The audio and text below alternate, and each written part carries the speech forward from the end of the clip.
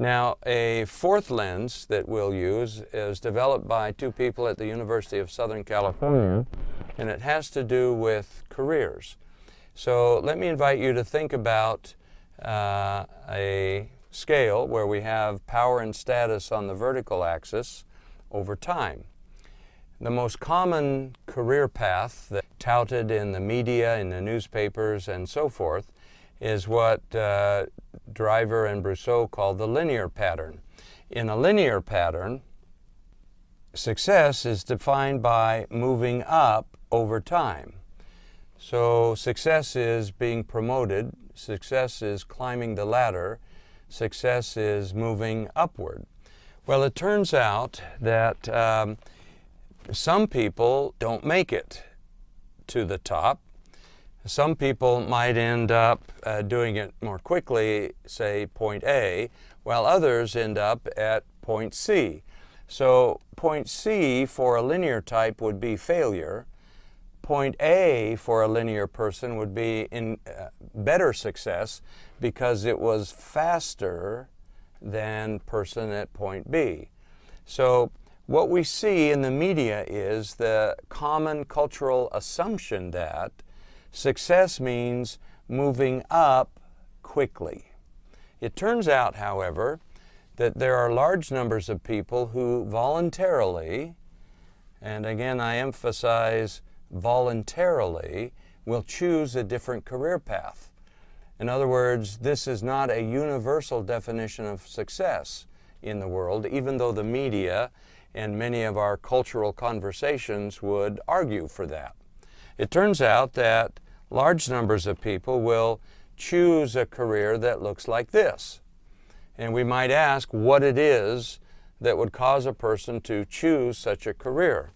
Well, we call these people technical experts because they are willing to do the same thing over and over and over again because their sense of success comes from a sense of expertise or craftsmanship. These people don't really want to be responsible for other people. They get their joy in life, their satisfaction, from a hands-on personal connection with the work. We see this in the skilled trades, in carpentry, masonry, electricians. We see it in the fine arts, in artists and sculptors and writers. We also see it in white-collar professions like law, teaching, medicine, where people are doing the same thing over and over again, personally, intimately with their subject matter, and becoming increasingly skilled and competent over time. So success is becoming an artisan rather than becoming a manager. Now, let me ask you, how many of you have ever seen a technical expert ruined by promotion into a managerial role? Most people will raise their hands. They've seen it all the time. And it's bad for the person, it's bad for the company, it's not a good thing. And it's based on the notion that linear types believe that everyone else is like them. And that's an unwise, an ill-informed, and a dysfunctional point of view. Because if everybody were linear types, everybody would be fighting to get to the top, there would be no one left to do the work. So the danger is that linear types who are making these decisions about who should get promoted and who shouldn't assume that everyone is like them. I was teaching a seminar once on this concept. A fellow came up to me after the class and said, "Why is it that linear types don't listen?" I said, "What do you mean?" He said, "Well, I've only been at this company for 6 months. I was at my previous employer for several years. I did a good job. I was an engineer. All I wanted to do was do a good job and go home and spend time with my family.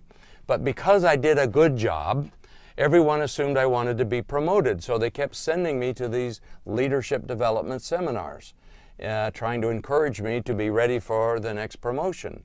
It got so annoying, I quit. And I came to this company, and now I've only been here 6 months, and I'm already in this leadership development program." And I had to say, well, you're right. Linear people have the assumption that everyone wants to be like them or should be like them, and that if they're not, they're lazy, or they have no ambition, or they're really not very good people or good employees, which of course is absurd.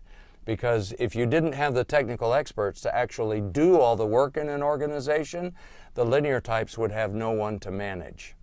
So let's consider two more types. There is a pattern that looks like this.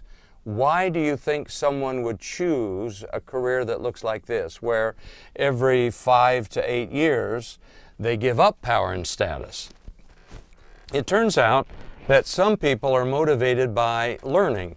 That is, they want to be on the steep part of the learning curve, and they will periodically, 5 to 8 years, give up power and status so that they can go off and learn something new, gain a new degree, go to a different function, go to a different industry.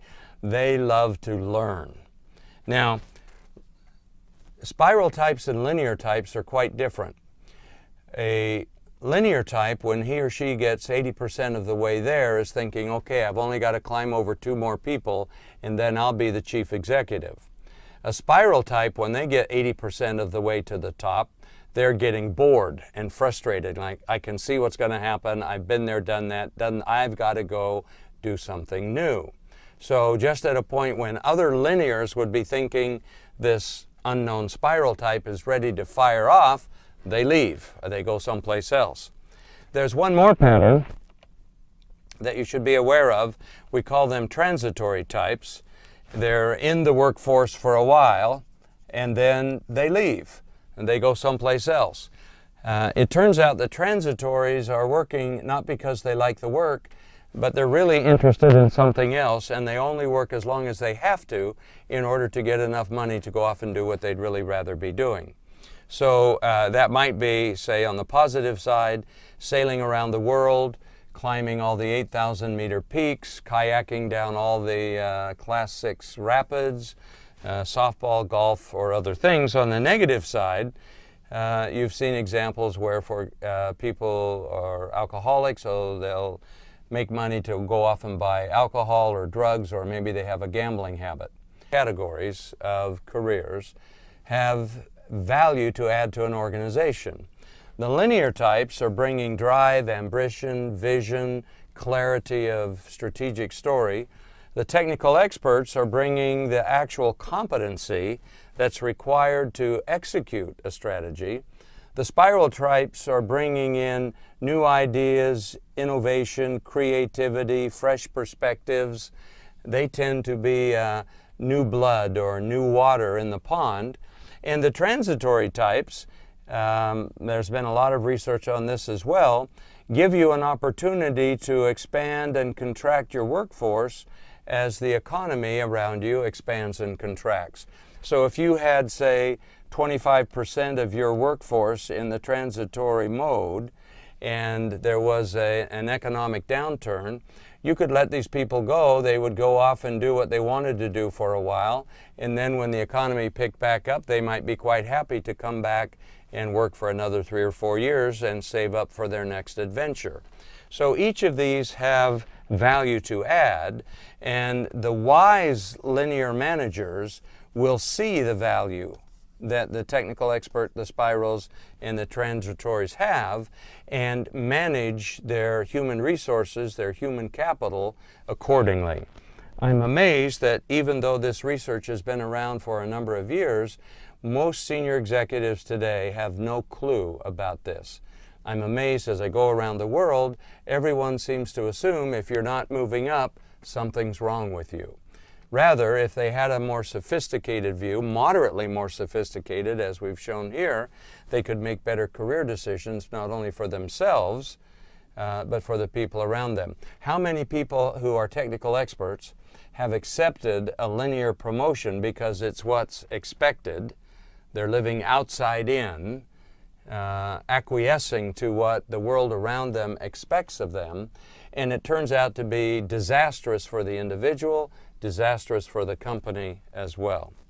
So all 4 career strategies or concepts have value to add, and they raise some fundamental questions. Do you know what your primary career concept is.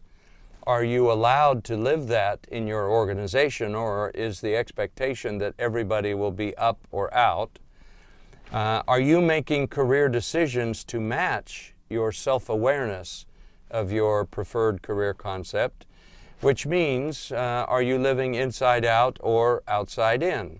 Who gets to the top of most organizations? Obviously, it's the linear types. And then who designs the reward systems in those organizations? Obviously, it's the linear types. So if you're a technical expert or a spiral type or a transitory working in a linear organization, the implication is you'll be viewed as a second-class citizen unless the linear types understand the value added by these other career types in their organizations.